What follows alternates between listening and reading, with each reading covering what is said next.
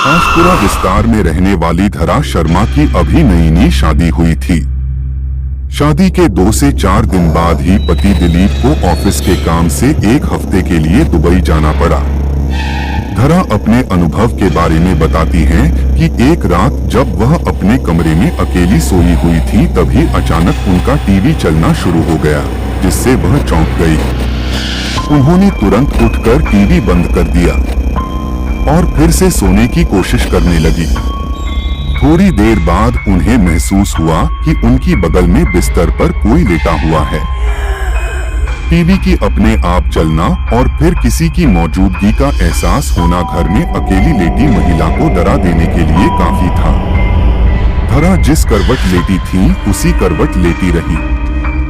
उन्हें समझ नहीं आ रहा था कि करें तो क्या करें।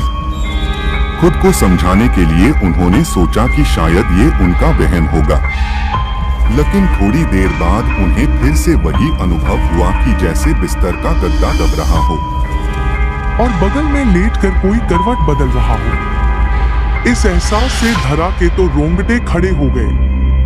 वह समझ नहीं पा रही थी कि यह सब हो क्या रहा है।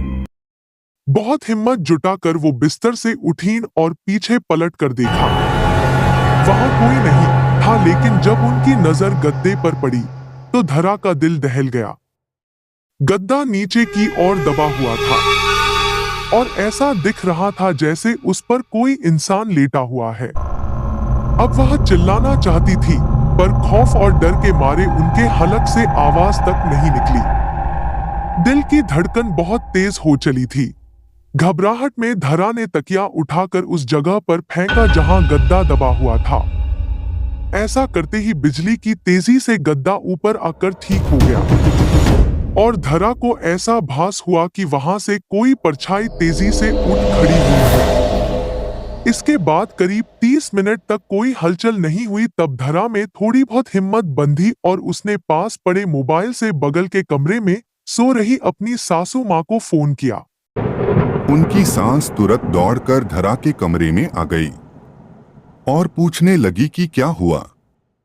अभी धरा कुछ बोले उसके पहले उसे फिर से ऐसा कुछ दिख गया जिसे देखकर उसके होश उड़ गए।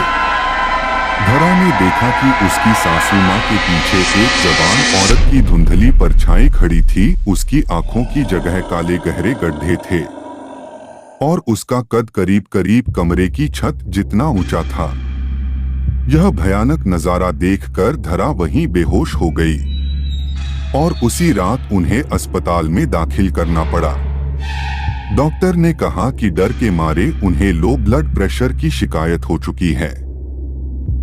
धरा के ससुराल वाले वह मकान छोड़ने को राजी नहीं हैं, इसलिए धरा आज भी अपने मायके रहती हैं।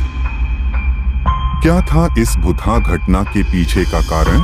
धरा के पति दिलीप की पहले भी एक शादी हो चुकी थी और उसके ऊपर दहेज की लालच में पहली पत्नी को जहर देकर मारने का मुकदमा भी चल रहा था। बदनामी के कारण दिलीप अपनी मां के साथ एक नए घर आकर रहने लगा था, जबकि उसके पिता अभी भी पुराने घर की देखभाल कर रहे थे।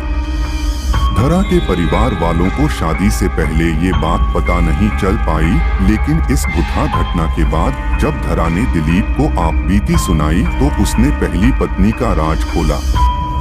हालांकि उसका कहना था कि पत्नी को उसने जहर नहीं दिया था, बल्कि उसने खुद ही जहर खाकर जान दी थी। अदालत में अभी भी ये मामला लटका हुआ है।